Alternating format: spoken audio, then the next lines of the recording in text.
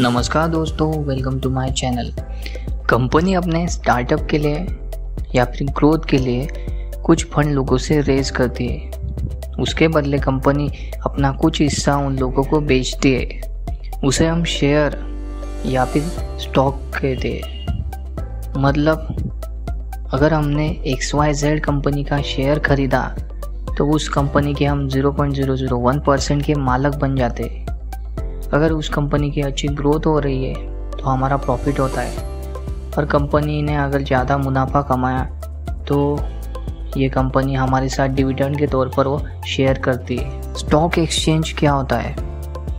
Stock exchange ऐसा media होता है जिस जगह पे शेयर लिस्ट किए जाते हैं और उनकी खरीदारी और बिक्री की जाती है। जैसे हमें सब्जी खरीदनी हो तो हमें सब्जी मंडी मार्केट जाना पड़ता है, उसी तरह शेयर खरीदने और बेचने के लिए हमें स्टॉक एक्सचेंज में जाना पड़ता है। अगर इंडिया में देखा जाए तो NSE और BSE ये दो बड़े स्टॉक एक्सचेंज है। NSE मतलब नेशनल स्टॉक एक्सचेंज और BSE मतलब बॉम्बे स्टॉक एक्सचेंज।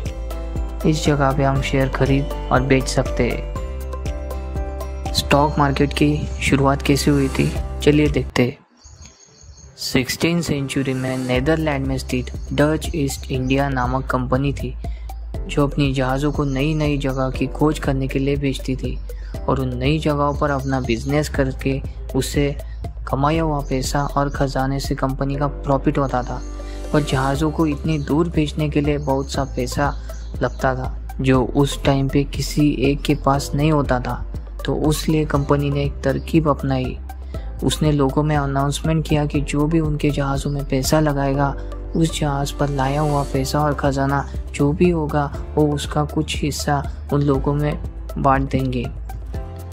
पर प्रॉब्लम ये था कि बैड वेदर, लुटेरों का अटैक या फिर बैड नेविगेशन सिस्टम, इन सब चीज़ों की वजह से कुछ जहाज़ वापस आती थी तो कुछ नहीं। तो इसलिए लोगों ने एक तरकीब अपनाई। एक जहाज़ पे पैसा लगाने की बजाय वो सभी जहाज़ों में उस पैसे को डिवाइड कर देते थे। इससे उनका रिस्क कम हो जाता था।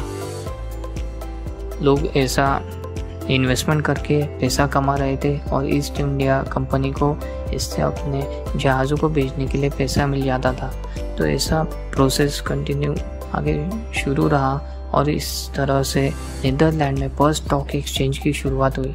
उसके बाद लंदन में स्टॉक की शुरुआत की गई, उसके बाद न्यूयॉर्क में। तो इस तरह से बहुत से देशों में स्टॉक एक्सचेंज की शुरुआत हुई।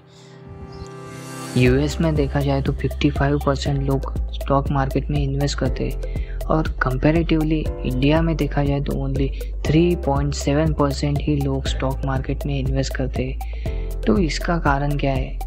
तो इसके बहुत से कारण हैं। तो पहला देखते हैं, लैक ऑफ ट्रस्ट। मतलब इंडिया में ऐसे बहुत से स्कैम हुए हैं, जैसे हर्षद मेहता स्कैम, केतन पारेख स्कैम, सत्यम स्कैम, जिसकी वजह से लोगों ने अपना बहुत सा पैसा स्टॉक मार्केट में गंवाया। दूसरा रीज़न है लैक ऑफ नॉलेज।